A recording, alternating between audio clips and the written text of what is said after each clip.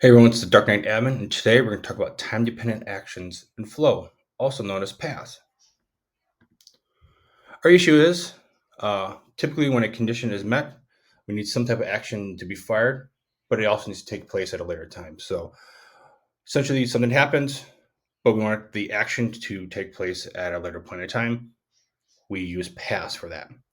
So we're going to go ahead and build a trigger flow with a path in it to solve our use case. So our use case is a user will receive an email 1 hour after a case was created if the status is still new. And what you see here is actually the flow that we're going to build. So you can see we have a starting element, we have our run immediately. This is how most flows that you probably ever built go down this route. They just fire immediately. But we're going to go ahead and create a path from our start element here to do some other things. So we've created a path, we do a decision, and then if the decision is true, we send the email out. So we do this whole entire process.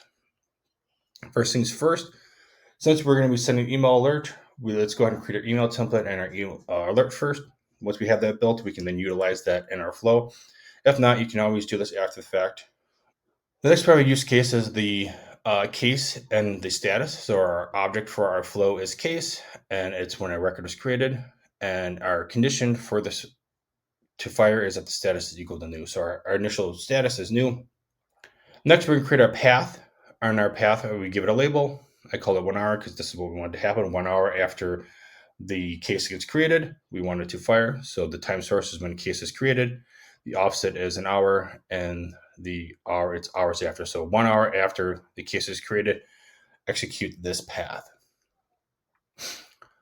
If you like this content, please like and subscribe. I produce Salesforce tips every Wednesday. Continue on here. Our use case, if a new owner, no, we have a case here.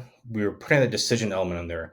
We want to make sure that is still the status of new. So if a new case gets created and an hour goes by and we fire and the case has been moved to a different status, we don't want our flow to fire and send an email alert saying, hey, your case is still new because it's not new anymore. So let's put a decision element here to look to see if the case is still new. So if it's still new, we go down the route.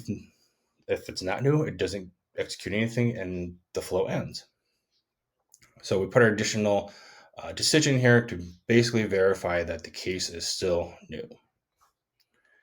If you don't want to put that clause in there, if you don't want to make sure that the conditions is fired, if you don't put that decision there, that path is going to fire no matter what. So if you don't put anything in it to block or stop the flow from continue on, if you don't put a decision element there, it's just going to execute the actions that you have identified in your path. So maybe you always want an email to fire 1 hour after a case gets created. You could do that with a path and not have to put that decision element there, and it's just going to fire those actions. So I put the decision element here because we still want it to be new. And then we have our email alert set up here, and we're just assigning the record ID to it so we know which record it is. So our email is going to fire if that status is still new. So we're good to go there. And then our output is going to look just like how we saw before. We have our starting point. We wait an hour. We look for the decision. If the case is still new, yep, we send an email. If it's not, nothing happens, and we end the flow. So best practices, use that initial criteria. You don't want to be launching flows that are unneeded. So every single one of those paths counts towards your limits. You can use up to 2,500,000 of these within a 24-hour period. So just want to be mindful of those actions.